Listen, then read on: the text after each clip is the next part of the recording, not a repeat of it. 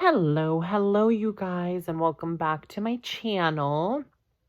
As you can see, I'm very comfy. I'm laying in bed.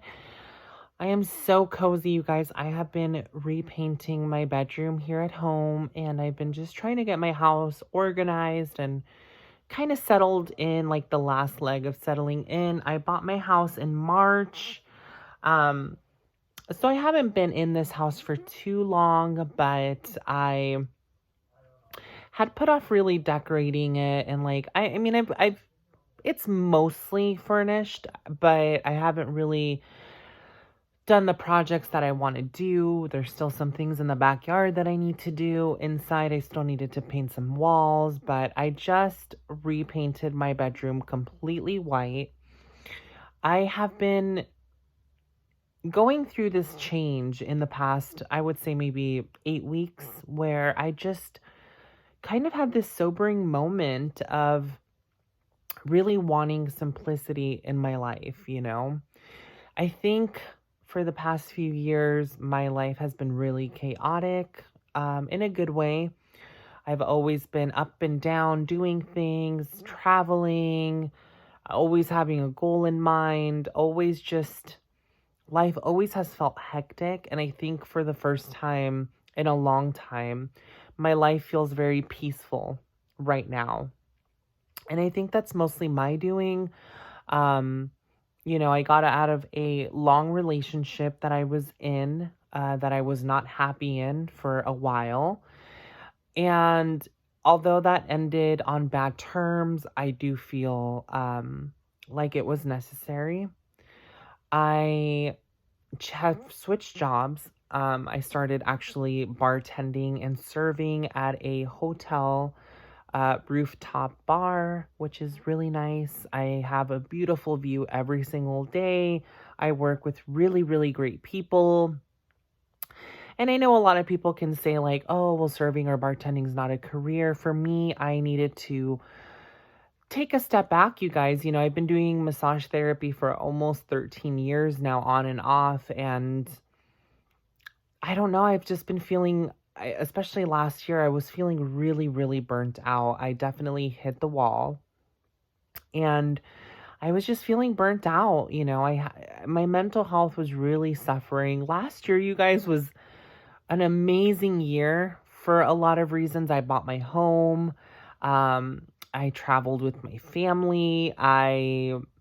Yeah, last year was very good for me, but it was also one of the worst years of my life. The relationship that I was in for almost 5 years came to an end in a very bad way. And I'm going to talk about that more in another video soon. I just don't think I'm ready for that. My relationship ended. People were getting sick.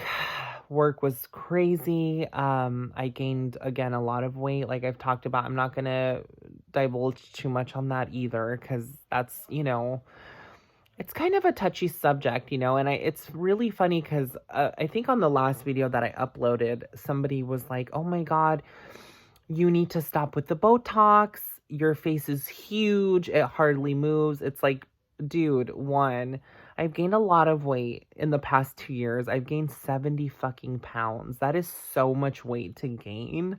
How am I not expected to look different? One. And two, if I had Botox, you guys, or I had filler, which I do, I have filler in my forehead. I've talked about that before. I've literally gone on here and talked about hormones, orchiectomy, cosmetic surgery. You guys, I'm not going to lie about fucking Botox or filler. Don't be ridiculous, But with that being said, I gained a lot of weight, the past 2 years. Pandemic, relationship problems, stress, money stress, just so many things that I was like, the last thing I want to worry about is trying to get in shape and do all of that. Now I have a job where I'm more active, where I have to actually move. I've been, getting back into the gym slowly. I'm not going to be too hard on myself. I'm not going to be the same size I was when I was 20. And that's okay, whatever. I don't want to be stick thin, but I do want to feel good and energetic. And I've been taking steps slowly to better myself. Have made a decision to stop drinking soda, like diet soda, regular soda, zero sugar, just everything. I need to get back to drinking more water. I have been drinking a lot more caffeine than I ever have in my life. And I've also been um, eating more junk food than I ever have in my life. So I think slowly but surely I need to start making better decisions. And one of those has been to cut out soda, whether it's Diet Coke or anything, for that matter. I just need to make sure I drink more water. And the only way I can do that is by eliminating other drinks. Um, but yeah, you guys, last year was very stressful. And I think this year I've kind of made the decision to simplify my life. And I honestly really feel like I've been manifesting really good things in my life lately. I don't really want to get too deep into that because, to be honest, I don't think I can articulate it well enough. Um, but for some reason, I feel like I've made space in my life for better things, for good things, for blessings. This Christmas was one of the best years, or one of the best Christmases I've ever had. This holiday season felt amazing for me. Um, and I just feel like I keep receiving blessing after blessing after blessing. And I honestly feel like it's not a coincidence. Um, I have felt like I have something good coming towards me for a while. Um, but I think I get in my own way quite a bit when it comes to things like that. And I think in the past 2 months, I've just really allowed myself to receive. And I definitely think that that has a lot to do with why my life feels better. I know this sounds really silly, you guys, and I know it sounds like spiritual bullshit and whatnot. And, I'm skeptical of things like that too. And obviously, I'm going to go into more detail in another video, like I always say. But I do feel like, eliminating and removing, things and people and worries out of my life has really made space for better things to come. Another thing too is I am back on hormones. I have been on and off hormones, you guys, for years. As a lot of you know, I got an orchiectomy back in like 2014 or something like that, 2013. I don't know how long it's been now. And I've made the mistake several times of stopping hormones because I felt like it was easier to maintain my weight. It was easier to lose weight. I had more energy being, off of hormones. Obviously, it's affected me quite a bit. I was reading an article the other day that said that if you have an orchiectomy and you no longer produce testosterone and you don't supplement with estrogen, that it like ages you prematurely. And so, or rapidly or something like that. And I was like, oh my God, I don't want to go through menopause at 31, that's for sure. And so I just made the decision to get back on hormones like I should be. I think it's very irresponsible and I don't recommend anybody do that. Stay on your hormones, follow your doctor's orders. But you have to remember also that I come from a time, which is not too long ago, but I do come from a time from when I transitioned that a lot of girls would self-medicate. We used to get our hormones from different places, from different websites. We used to do our own injections. And so, a lot of the time I've taken my own hormonal replacement treatment into my own hands, which is not good. My hands are not good for that. And I shouldn't be making my own decisions when it comes to stuff like that, but I did. And it's been definitely an adjustment. Been an adjustment to, just the emotional ups and downs of being back on estradiol are really intense. That partnered with the fact that I recently also, I don't know if I've mentioned this before, but I was taking Cymbalta, which is I don't know if it's an antidepressant, antipsychotic, whatever that may be, but I was on that for, I think almost a year. And I don't think like it was really doing much for me. And so that's the reason why I stopped, because I just felt like it wasn't effective. And what am I going to be taking a medication if it's not doing anything for me? Well, let me tell you guys that I ended up running out of my medication, and I had been out for like 4 or 5 days, and I've experienced withdrawals before from getting off of medication. But with this one, I had the worst withdrawals that I've ever had. My doctor had recommended that I wean off of this medicine for about 3 months. But because I ran out and I couldn't get an appointment with him, he was out of town. He had gone out of town for like 3 weeks, for Christ's sake. And I don't know how I didn't know that, but I didn't. And so the soonest appointment I could get would be 5 days out from being out of my medication. Needless to say, I did share the fact that I was considering stopping my medication use, period. And he was like, well, if you're 5 days out, then you might as well just, get off of it now and, just tough it through the withdrawal symptoms. And it's going to be hard, but you can do it. So that's what I did, you guys. I ended up just stopping my medication, and I went through, I would say, kind of a manic episode of being really, really happy and really like just in the clouds, euphoric for about a month. But that was coupled also with like these weird spats and episodes of just wanting to cry and not really being sad and not really being happy, but just being emotional. And all of those things were obviously symptoms of being off of medicine. It took about a month to feel back to normal, and it was really intense. I don't recommend anybody do that. Wean off of your medicine, follow your doctor's recommendations. And I did not do that, but I'm really irresponsible when it comes to medicine and all of that stuff. So, but I'm off of that. I'm not taking any medication for depression or anxiety now. I'm back on my estrogen. I'm back exercising. I have a job where I'm a little more active. I've been, decorating my house again. I've just been feeling normal to some extent again. I've been feeling kind of like my old, happy, medication-free self. So, I really thought that for the past 2 or 3 years that I've been on meds, that it was going to help me, that it was going to magically make me a better person, a happier person. And I know that that's the case for a lot of people. It didn't do that for me.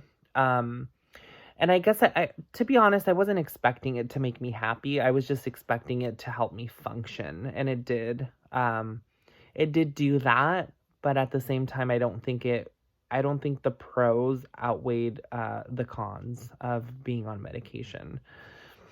And so I just decided to get off of it completely, and I'm glad that I did. And I know it works for a lot of people. It didn't really do much for me.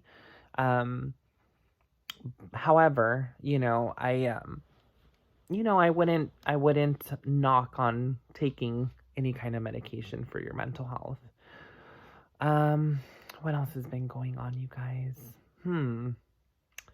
Other than that, I have just been getting used to being alone again, being single. It's, after a relationship, I'm sure it takes a while to feel normal again, feel single, alone, free, whatever you want to call it. I've been having a little bit of trouble with that. And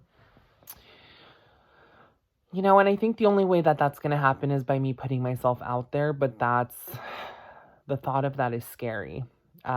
Dating in your 20s is very different, I think. Everybody that I know that's my age now has a completely different mindset when it comes to finding a partner, when it comes to dating, the requirements that they have, the standards that they have, what they're looking for in a partner, what they don't want, all of those things. And I think for me, it's a little bit hard because I think the kind of person that I visualize myself being with, I'm not the type of person to obtain that yet. And I think that's not a bad thing to say. I know I know we're always supposed to talk about self-worth and how worthy we are of people and things and all of these things, but I think it's also important to be realistic. And I think that there's still a lot of self-love that I have to learn in order to be able to be in a healthy, functional relationship. I wouldn't say that every relationship I've been in has been unhealthy, but I will say that I was a lot younger and my requirements and my standards were a lot different. And I feel like if I were to date and put myself out there now, again, it would be with a purpose, you know? I own my own home now. I do plan on having children sometime in the future.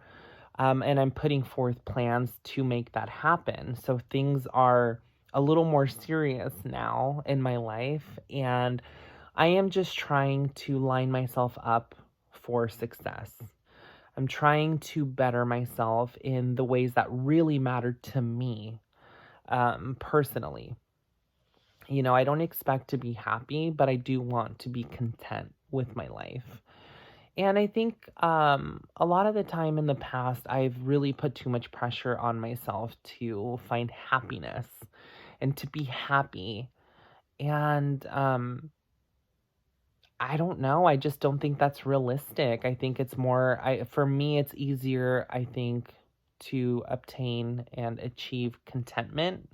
I just want to be content. I just want to be okay with my life, you know? I don't want to be ecstatic and euphoric because that's very fleeting, obviously. But yeah, I think the thought of putting myself out there to date or possibly find another partner is just a little bit terrifying, you know? I think with dating comes a lot of dysphoria. I think you're putting yourself out there to be vulnerable and to have to tell somebody your story all over again in your personal business. Not all people have to do that, but I think trans people definitely are always put into situations where we just feel like we have to divulge the most intimate details of our life. And I do find it a bit unfair, but that's beside the point. I mean, it comes with the territory. What else can I do? Um, and I think a lot of the times when I've met people who are okay with the fact that I am a trans woman, they do want to know a lot about my story. And I don't think that's necessarily a bad thing, but I think everything should come at its own time. And I don't think that on a first date is the appropriate time, but some people really want to learn about you that quickly. To them, it's not a big deal, but to you, it feels like everything, you know? And so I think I'm just not ready to have myself be dissected like that, you know? I don't, and I just, the idea of it, the thought of it right now, I'm like, ooh, that would kill me. Um, I just don't want to have to do all of that right now. And that's okay, you know. But I don't know. I think one of the only times when I ever feel gender dysphoria is when I do have to date, because I think that's the only time it ever really comes up in my life anymore, you know. The few times I got on here to rant, you know, yeah, it's trans related, but it's not anything like, you know, crazy. So I think when it comes to dating, it's like, oh my God, I have to really talk about the things that I don't really want to talk about anymore. It gets so repetitive, it's so redundant. I'm so tired of it. And I don't know, but you know, people are curious and it's part of my history, and I know I shouldn't be hesitant to talk about it, and I'm not ashamed or embarrassed, but at the same time it's like I don't really want to sit there and talk about like, hey, tell me about the worst day of your life, you know? I don't want to have to do that. I don't want to have to talk about and open up, you know, all these boxes of sadness of my past and things I've been through and all of that. I just don't want to do that. But I know it's coming soon and I am going to be prepared for it. So anyways, you guys, quick little update. I just missed you guys. I wanted to check in, and I just I don't know. Sometimes I'm like, let me keep this channel alive by posting every now and then. Yeah. sometimes I want to talk about things that are a little bit more personal and more intimate, and I just don't want it to come across as vulgar or, like I'm oversharing. But it's sometimes when I'm navigating through the world, like at work or anywhere else, I sometimes feel very alone in the sense that I don't get to ever really talk to anybody about, you know, things that my heart goes through, things that my mind goes through, situations that I'm put in and thoughts that I have that other people just won't understand. I think the trans experience is so unique. And I think I struggle more with the mental aspect more than anything because it's not like I walk down the street and get harassed. But I think sometimes I feel like I'm walking in this world by myself. Um, I just sometimes it would be really nice to talk to someone who I can relate to. And, I have my friend Josie, she's trans, and I have trans friends. Um, But I think every transition is so different and so unique that everyone's in a different place in their transition, whether it's a year in or 10 years in or 20 years in. I don't think we're ever done. At least that's not what it feels like for me. Um, because as long as my trans history comes up at any point in my life, it's not over. It's an ongoing, continuous thing. And so that's what YouTube is for me, at least. It's to be able to post a video and to have people be like, oh my God, sister, I know what it feels like. And I've gone through that too. It kind of feels like I'm just screaming out into the world and I'm being heard. So anyways, you guys, I love you very much. Thank you for watching and for listening. This is a very long video that was supposed to be a quick check-in, but whatever. Anyways, I hope you guys had a good New Year and Christmas, and I hope to see you soon.